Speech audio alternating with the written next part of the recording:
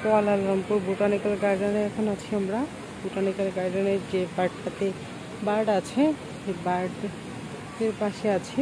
আর এটা একটা রেস্টুরেন্টে যেরকম সুন্দর একটা পাখি বসে আছে, কি কিউট একটা পাখি।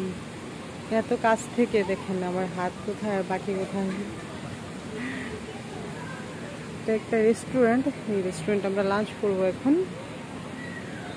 আমরা যেখানে লাঞ্চ করছি আর পাশেই এইভাবে দেখাই আমি টেবিলটা, এই টেবিলটার কাছে আমরা খাবো আর এইভাবে পাখি বসে আছে, নাইস।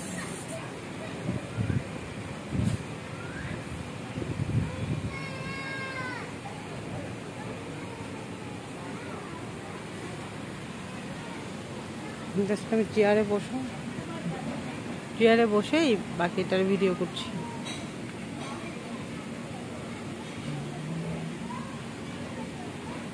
একটু ভয় পায় মাঝে মাঝে, কিন্তু চায় না, বসেই থাকে। এই যে এই টেবিলটাতে আমাদের খাবার সার্ভ করা হবে আর এইখানে বসে আছে পাখিটা।